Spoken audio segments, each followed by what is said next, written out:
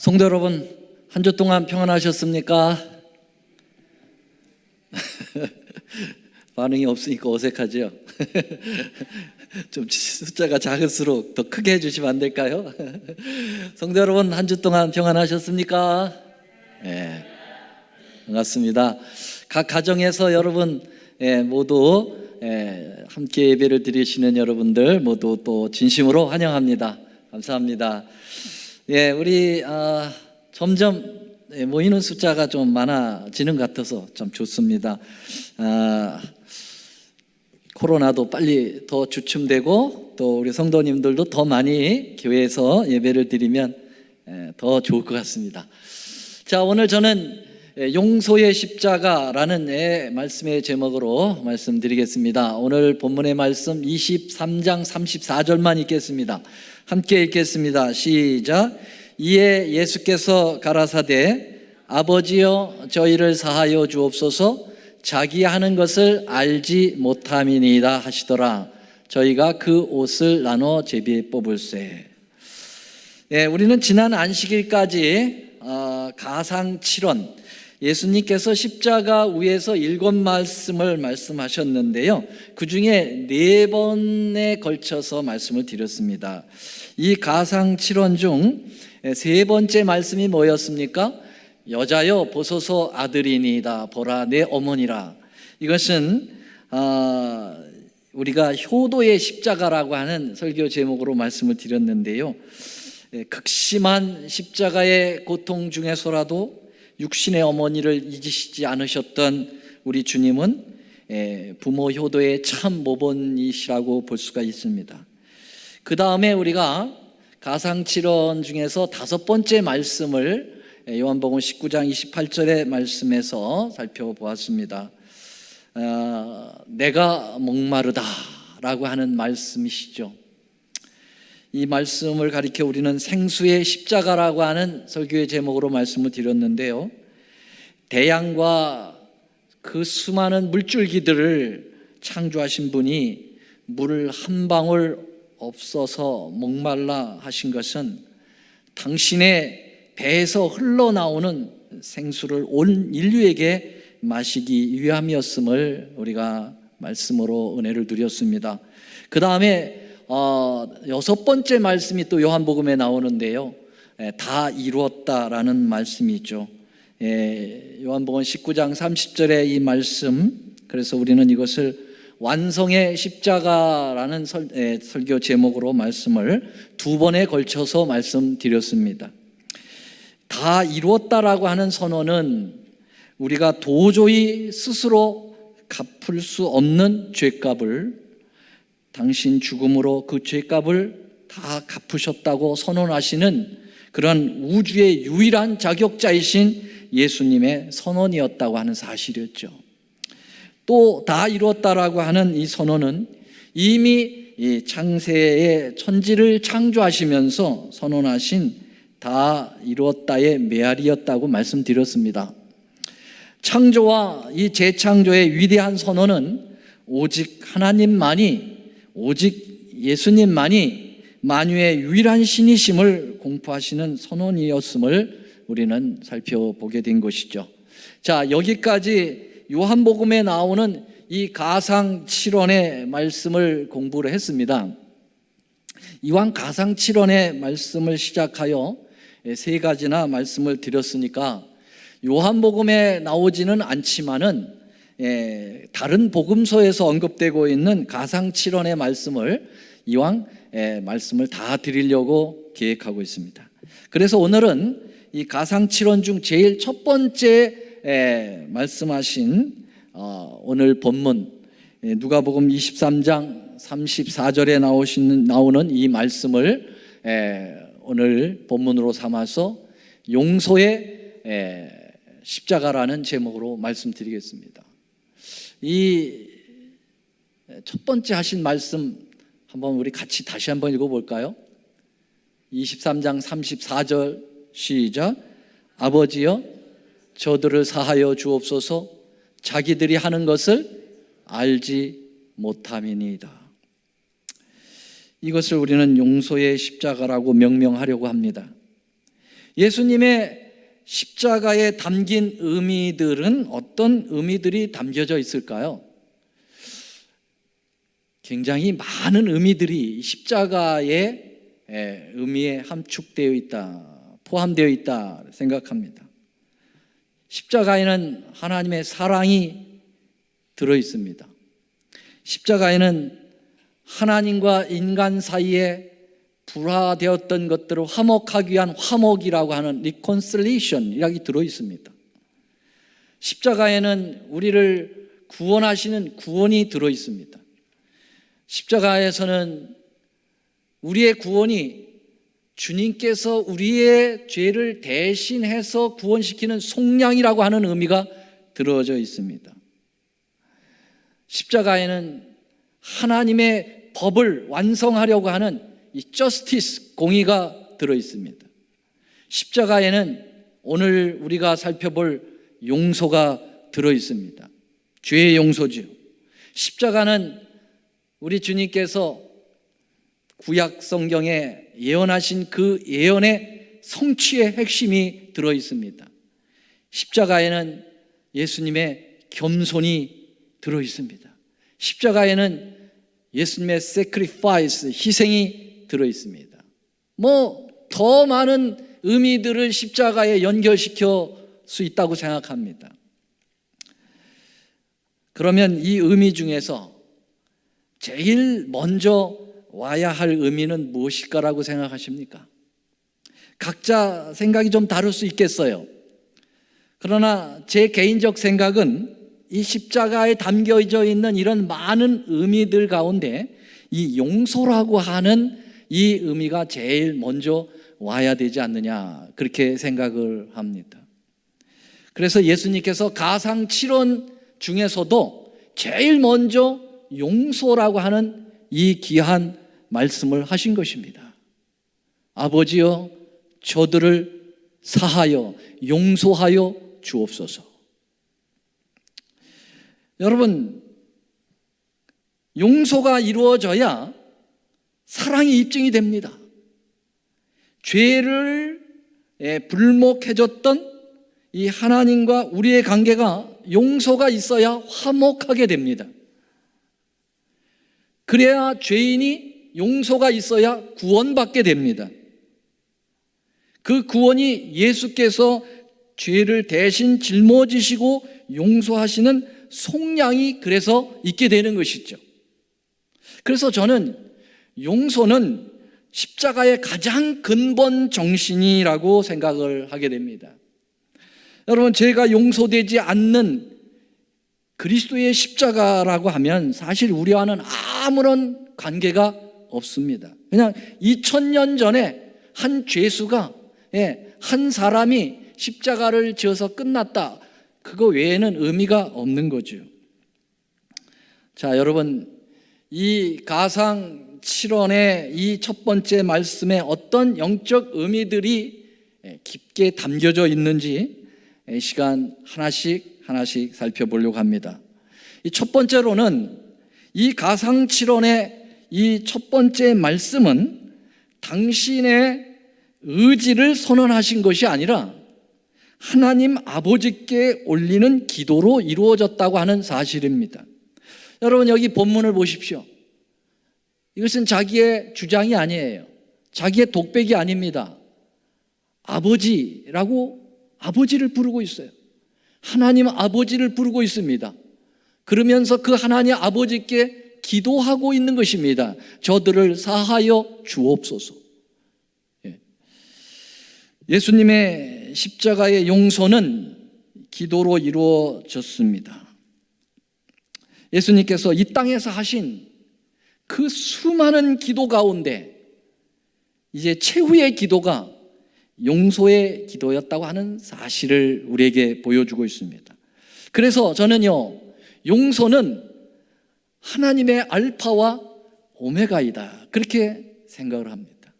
예수께서 우리를 용서하시려고 이 땅에 처음 오셨고요, 우리를 위해서 용서하시려고 이 땅에서 당신의 삶을 주고 마감하셨습니다.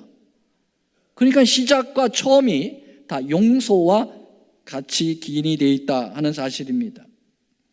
예수님의 기도는 그 생명이 다하는 시간까지 멈추지 않으셨다고 하는 것을 우리는 이 가상칠언의 이 첫 번째 이 기도에서 우리는 인식하게 됩니다. 주님은 기도를 멈추지 않으셨어요. 십자가에서까지도. 아마도 예수님은 사무엘의 기도는 멈추면 죄라고 하는 그 말씀을 기억을 하셨을 거라고 저는 믿습니다. 여기 사무엘상 12장 23절에 나는 너희를 위하여 기도하기를 쉬는 죄를 여호와 앞에 결단코 범치 아니하고. 여러분, 기도하는 것을 쉬는 것은 죄라고 사무엘은 선언했거든요.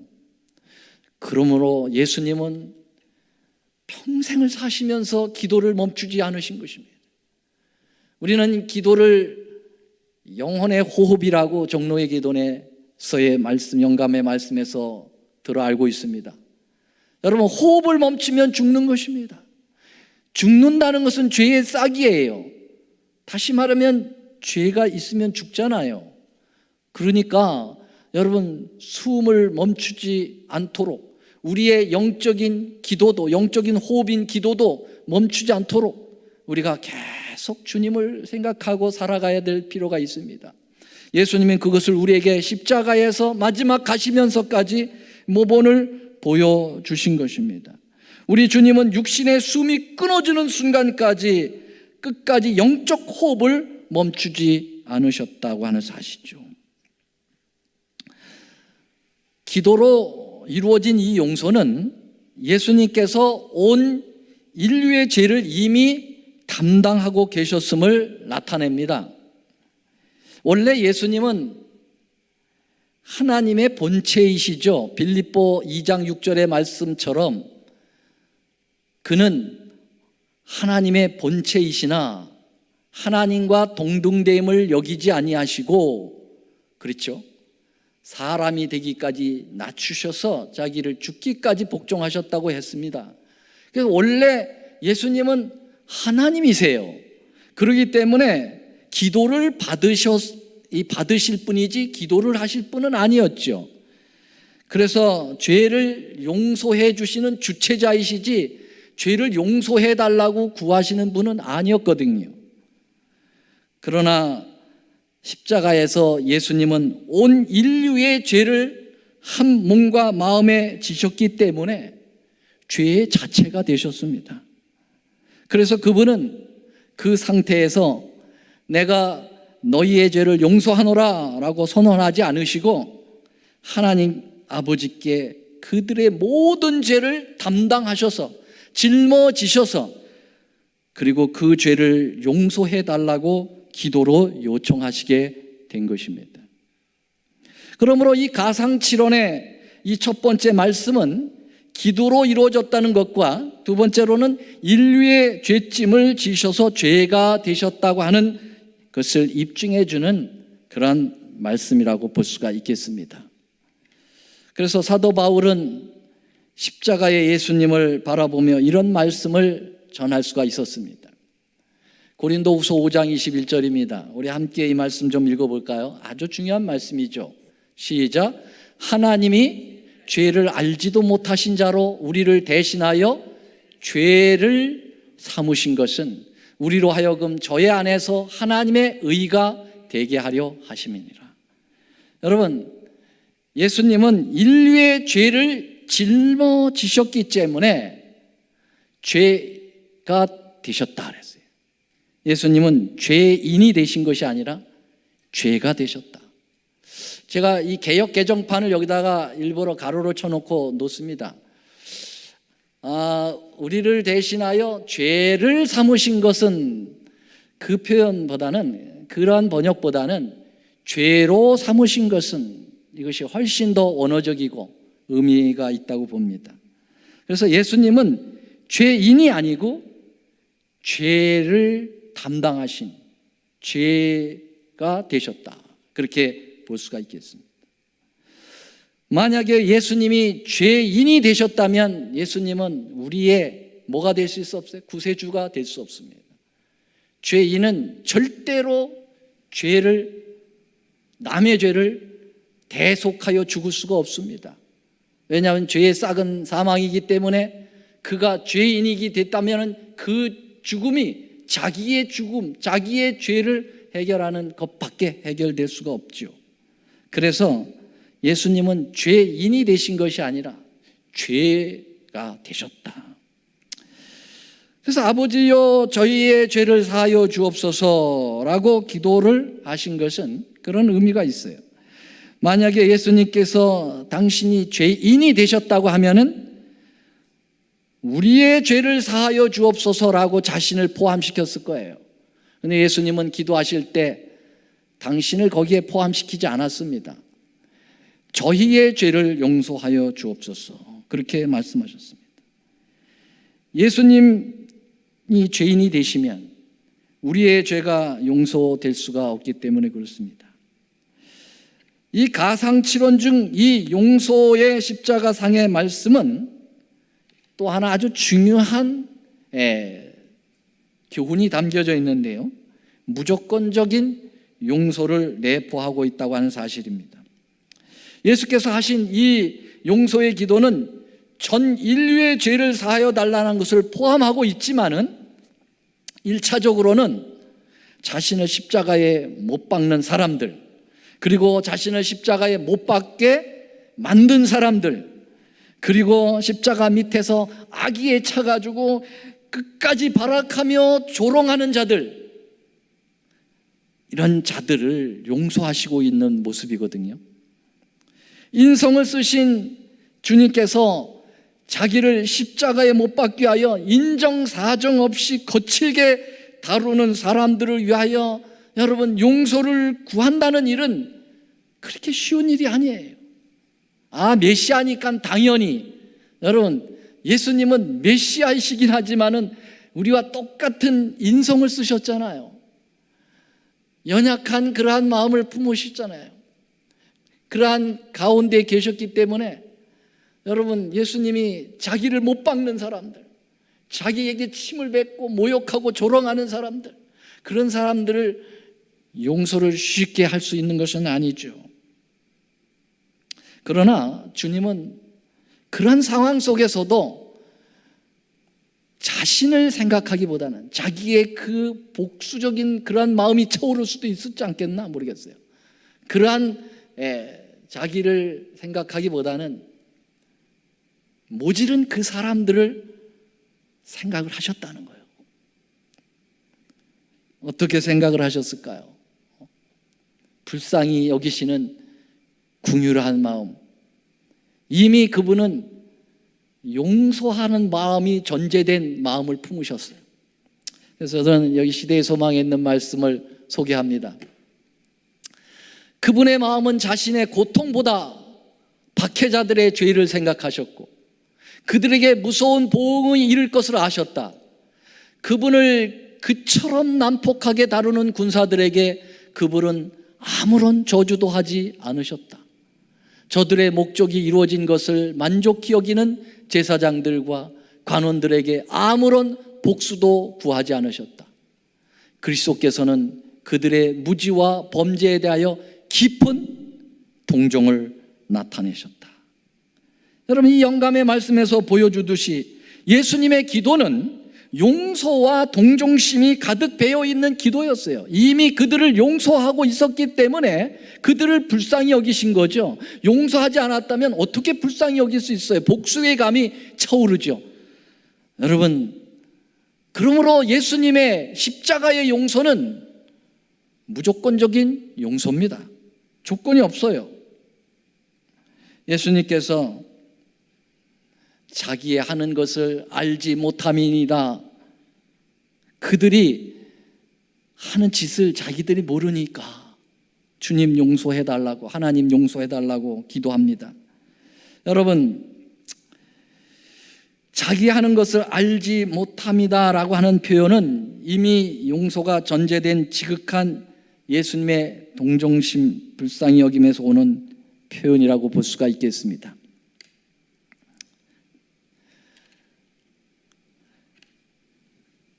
지난 수요일이었습니다. 우리가 잘 아는 대로 존경하시는 우리 표장로님 추모 예배가 있었던 날이었죠. 그날 저희 집사람은 장례 조화꽃을 꽂는데 그날 거의 하루 종일 혼신을 다하여 땀을 비오듯이 흘리며 꽃을 꽂고 있었습니다. 근데 이제 집사람이 그 꽃을 이제 막 꽃꽂이를 마치고 조금 쉬고 있었고, 저는 추모 예배 설교를 마지막 다듬고 있었던 상황이었는데 갑자기 집사람이 비명소리를 내는 겁니다. 저는 이제까지 그런 비명소리를 처음 들었어요. 잘 놀라긴 놀라는 사람인데 이렇게까지 비명소리를 내는 건 처음 들었어요. 난 그래서 집에 뱀이 들어왔는 줄 알았어요. 그래서 막 뛰어나갔더니 거실에 말이죠, 집사람이 정성스럽게 만들어 놓았던 십자가형 꽃꽂이가 만신창이가 되어 있었어요. 알고 보니까 저희 집 앵무새 바다가 새장에서 나와가지고 우리가 안 보는 사이에 그 꽃꽂이를 모두 쪼아서 산산분해를 했어요. 얼마 안 있으면 이제 추모 예배에 위하여 교회로 그 꽃을 이동시켜 가야 되는데 엄청난 사건이 벌어진 겁니다. 저는 이때 이 꽃의 그 상태보다 더 놀라운 일을 목격했습니다. 예전 성격 같았으면은 우리 앵무새 바다는 우리 집사람에게 엄청 두들겨 맞았을 거예요. 그런데 우리 바다는 새장에서 눈만 깜뻑깜뻑하고 있고, 집사람은 전혀 바다에게 어떤 반응을 가하지 않고 묵묵히 다시 남겨진 꽃으로 다시 꽃을 잘 회복시키는 모습을 보고 저는 놀라 잘 빠질 뻔했어요.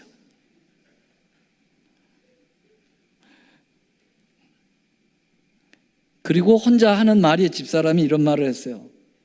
바다가 뭘 알고 그랬겠나. 이 말은 이미 바다를 용서했다라고 하는 것을 전제하고 있습니다. 저는 그 말을 들으면서 이 말은 가상칠언의 주님의 말씀과 거의 비슷하다. 주여, 바다가 자기 하는 것을 알지 못함이니이다. 와, 사람이 이렇게 바뀔 수도 있겠구나. 그런데 여러분, 이 기도에서 참 중요한 한 가지를 깨달아야 될 진리가 있습니다. 예수님의 용서의 기도는 그 죄인들이 회개하지 않은 상태에서 이미 하나님께서 용서를 구하는 기도를 드렸다는 사실이죠. 우리 바다가 집사람에게 용서를 구하지도 않았는데 이미 용서를 하고 있는 것처럼 말이죠. 여러분, 하나님 편에서 죄의 용서는 회개하면 용서하시는 것이 아니라 용서하여 회개를 이끌어내신다는 사실을 여기서 입증시켜 주셨어요. 우리는 흔히 이제까지 생각을 어떻게 해오셨습니까? 하나님께 열심히 회개하여야 우리 주님께서 그 회개를 들으시고, 아, 회개하는구나, 이제 내가 용서를 해야 되겠구나, 그렇게 생각을 하셨을 수도 있을 것입니다. 그러나 그것은 진리가 아닙니다. 주님은 그렇게 하지 않으셔요. 주님은 먼저 용서를 해 놓으신 것입니다. 그리고 회개가 나중입니다. 회개가 먼저가 아니고 나중입니다. 이것이야말로 하나님의 아가페적인 무조건적인 사랑을 우리에게 말씀해 주고 계신 것입니다. 회개가 먼저인가 용서가 먼저인가? 이 가상칠언의 이 첫 번째 말씀은 틀림없이 용서가 먼저인 것입니다. 여러분, 예수님을 못 박았던 사람들, 그리고 예수님 못 받게 했던 사람들, 예수님을 조롱하던 사람들이 회개했습니까? 예수님이 기도하실 때 절대 회개하지 않았어요. 아직도 악의에 차서 조롱하고 예수님을 모질게 만들었던 그 순간에도 예수님은 그들을 용서하셨다는 사실이죠. 그래서 여러분, 이 말씀이 진리입니다. 다 같이 읽겠어요. 노란 글씨만, 로마서 5장 8절 시작. 우리가 아직 죄인 되었을 때, 아직도 죄인으로서 회개하지도 하지 않고 있을 때 그리스도께서 우리를 위하여 이미 죽으셨어요. 그 죽음은 용서의 죽음이죠. 그러므로 인간인 죄인들이 내 죄가 하나님으로부터 이미 용서되었음을 받아들이고 회개하여 그 용서를 내 마음에 적용하여서 죄를 없이 하게 되는 것입니다. 그 죄를 주님께서 이미 짚어 놓으신 용서의 화로에 우리가 죄를 집어 넣어야 될 필요가 있다는 것이죠. 그래서 이 십자가는 용서의 화로예요. 이미 불이 이렇게 피어져 있습니다. 여기에다가 어떤 죄의 목록도 집어넣으면 다 타버려요. 끝나버리는 거예요. 하나님 편에서 이미 죄를 다 용서해 놓은 장면을 볼 수가 있습니다. 그런데 여러분, 한 번 내 죄목을 태웠다고 해서 끝나는 게 아니죠. 왜요? 우리는 날마다 죄를 짓잖아요. 그렇지 않아요? 우리는 날마다 죄를 져요. 사도 바울이 나는 날마다 죽어. 왜? 날마다 죄인이니까. 그래서 여러분, 주님의 용서는 십자가에서 완성을 이뤘습니다. 그러나 우리의 속죄는 날마다 이 화로에다가, 이미 준비된 화로에다가 내 죄를 집어넣어서 태우는 적용의 자세가 필요한 것이에요. 그것이 바로 뭡니까? 성화죠. 날마다 내 죄를 태우면서 예수님을 향하여 날마다 자라 나가는 것이죠. 여기 시대의 소망에 보면은 그 순서에 대해서 다시 한번 말씀하고 있습니다. 시대의 소망 744, 745. 그분은 다만 그들을 용서해 주기를 탄원하셨는데 이는 저희가 자기 하는 것을 알지 못함이었다. 만일 저희가 범죄한 인류를 영원한 멸망에서 구원하기 위하여 오신 그분을 고문하고 있다는 사실을 알았다면 그들은 후회와 공포에 사로잡혔을 것이다. 예수님을 그들의 구주로 알고 받아들이는 것이 그들의 특권이었으나 그들은 무지하여 그들의 범죄를 피하지 못했다. 그러나 저희 중에 어떤 이들은 죄를 깨닫고 회개하고 돌이킬 것이다. 여러분, 예수님께서 십자가에서 그들을 무지하다고 말하면서 용서하셨지요? 어떤 사람들은 그것을 끝내 거절을 할 수도 있었고요, 어떤 사람들은 나중에 회개하고 자기의 죄가 용서받았음을 인정하고 돌이키게 된다는 거죠. 아멘입니까? 나와 있잖아요, 분명히요. 여러분, 다른 이들은 회개하지 않음을 인하여 그들을 위하여 드린 그리스도의 기도가 응답되지 못하게 할 것이다 그랬습니다. 두 부류가 있는 것입니다. 하나님의 편에서는 문제가 없어요. 하나님 편에서는 구원이 이미 컴플리트 됐어요. 완성됐습니다. 다만 인간이 거기에 어떻게 반응하느냐에 달려 있는 것입니다. 그런데 이 원리는 그 당시에 예수님을 십자가에 못 박은 사람들에게만 해당되는 것이 아니고요, 온 인류가 해당이 된다고 말씀하셨어요. 여러분과 제가 해당이 되는 것이죠. 계속해서 증언의 말씀을 보겠습니다. 그리스도께서 원수를 위하여 들으신 그 기도는 온 세계를 포함한다 그랬어요. 그것은 이 세상이 시작한 때로부터 끝날 때까지 이 땅에 살아있거나 앞으로 살게 될 모든 죄인을 포함한다. 모든 사람에게 하나님의 아들을 십자가에 못 박은 죄가 놓여있다.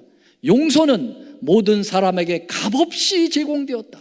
누구든지 원하는 자는 하나님과 화목할 수 있으며 영생을 유업으로 얻을 수 있다. 여러분, 이렇게 이미 우리의 죄가 2000년 전에 용서되었습니다. 아니, 창세 전부터 십자가가 준비되었잖아요. 창세 전부터 어린 양이 죽었다고 그랬지 않습니까? 그러니까 이미 창조되기 전부터 우리의 죄가 이미 용서된 것입니다. 그런데 거기서 끝나면 일반 개신교와 똑같아요. 끝나면 안 되고 그 사실을 내 마음에 확실히 믿어야 되고, 그리고 그 죄를 용서하기 위하여 창조주가 인간이 되어 죽으셨다는 이 놀라운 사실에 감동돼야 돼요. 감동을 받으며 살아야 돼요. 그래서 내가 지은 죄를 회개하는 회개의 심령이 나와야 합니다. 아, 내 죄가 용서됐어, 끝. 거기서 끝나면 여러분, 십자가는 정말 본해포가 얘기한 것처럼 값싼 싸구려 십자가가 되는 거예요. 싸구려 십자가가 되지 않고 고귀한 십자가, 정말 위대한 십자가가 되기 위하여서는 그곳에 감동을 받아야 돼요. 그리고 내 마음을 회개하는 마음까지 이끌어 나가야 되는 것이죠.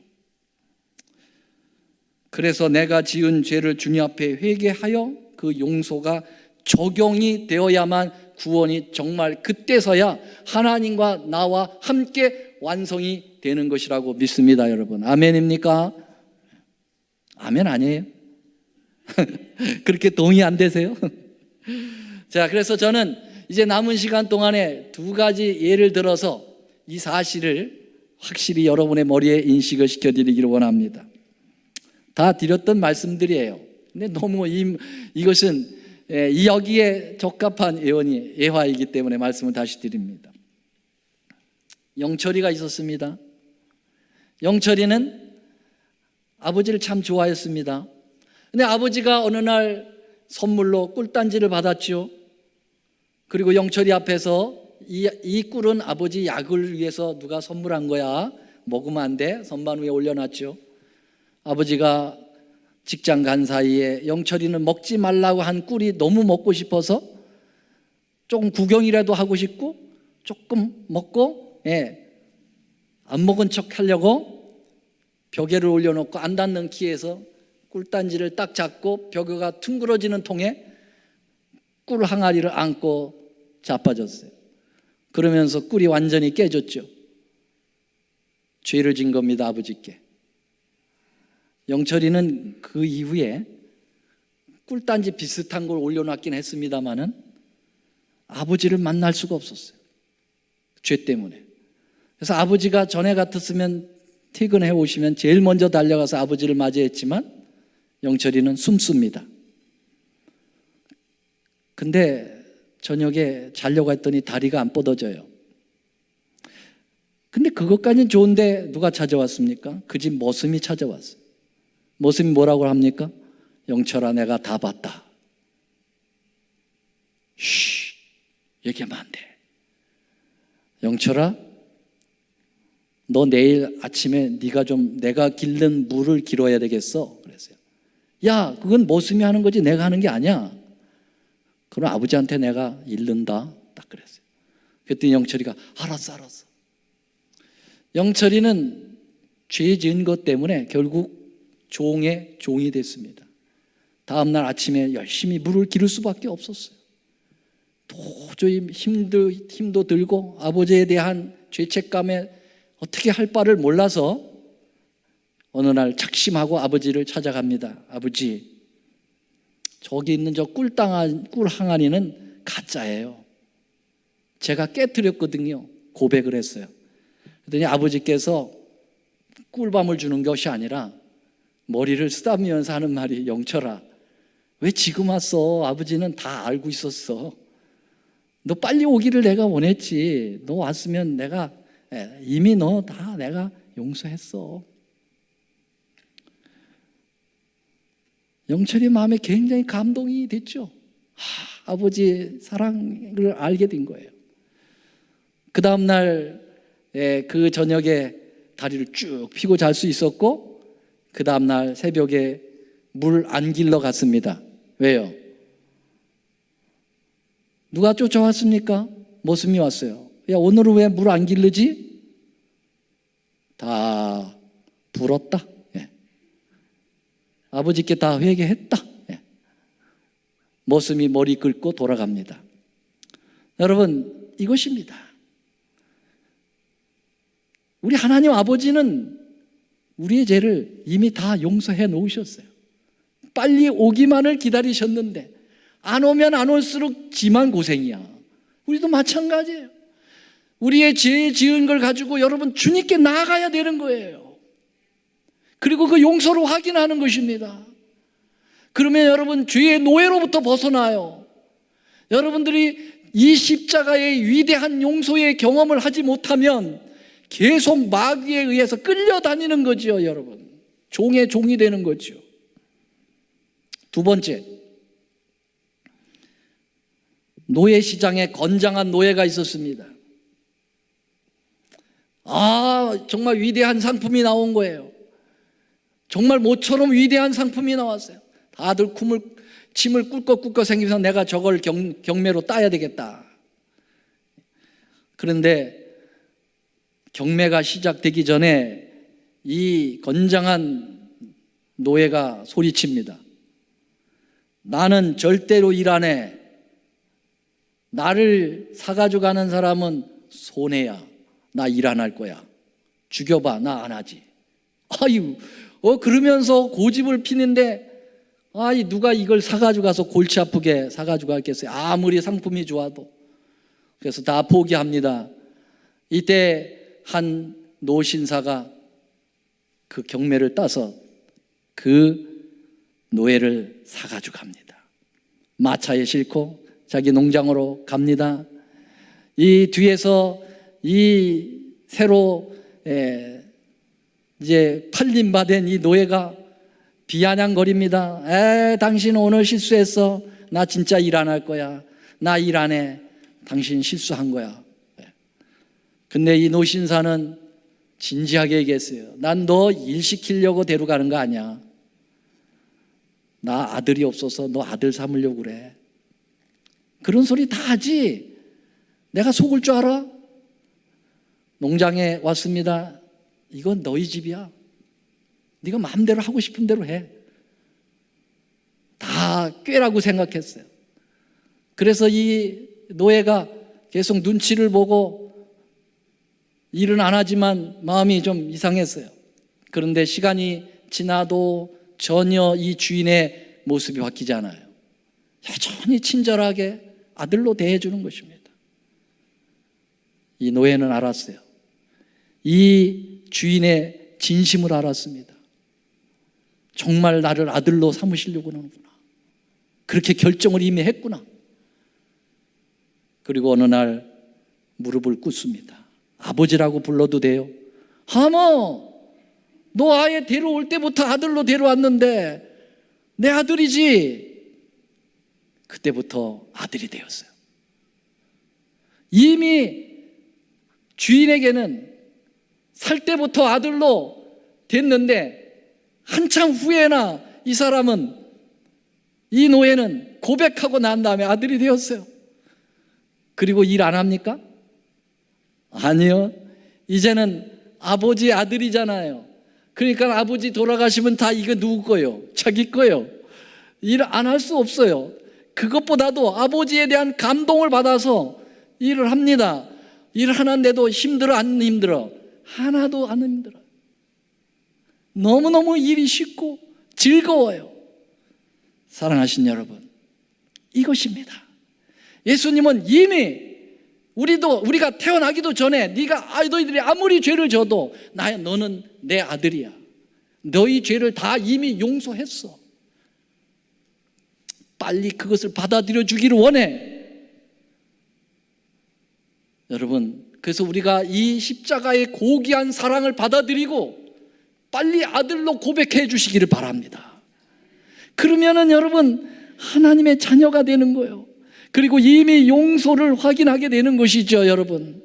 그래서 우리가 열심히 일하게 되거든요. 그것도 억지로 하는 일이 아니라 자원해서 즐겁게, 그러면서 내가 자라나가지 않습니까? 그게 성화죠. 여러분, 아들로 인정했다고 하는 게 칭이죠. 여러분, 그래서 그것을 믿고 내가 날마다 주님을 위해서 일하는 거예요. 여러분, 그래서 늘 기뻐요. 그러면서 나의 삶이 점점 자라가요. 그게 성화죠, 여러분. 그리고 나중에 여러분 그 아버지 거 누구께 됩니까? 다 자기께 돼요. 그게 뭐예요? 그게 글로리피케이션이죠. 영광이 되는 거지요.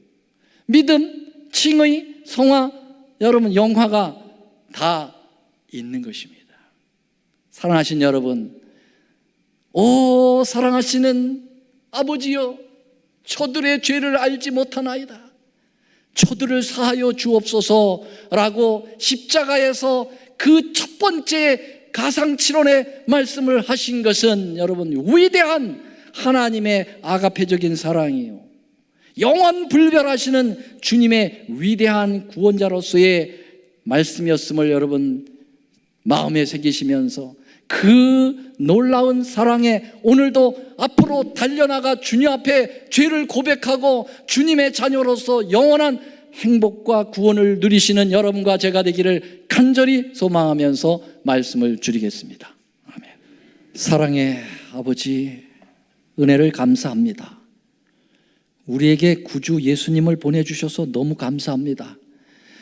우리가 아직 죄인 되었을 때 아직도 회개하지도 못하고 우리의 처지를 알지도 못하는 무지한 가운데 있을 때라도 이미 저들의 죄를 사하여 주옵소서라고 기도해 주신 예수님이 계셔서 너무 감사합니다. 우리도 그 사랑 깨닫고 예수님 앞으로 나아가 십자가 밑에 죄짐을 내려놓고 주님의 자녀됨에 감사하여 주님의 거룩한 참된 일꾼으로서 일하는 믿음의 하나님의 참 자녀가 되게 하여 주옵소서. 이제는 우리 하나님의 크신 사랑과 예수님의 다함이 없는 용서의 은혜와 성령 하나님의 감화 감동하심이 오늘 주님의 자녀가 되고자 여기에 서 있는 또 우리 각 가정에 하나님 앞에 함께하고 있는 모든 하나님의 귀한 백성들의 그 심령 위에 이제로부터 영원히 함께하옵시기를 우리 구주 예수님의 이름으로 간절히 축원하옵나이다. 아멘.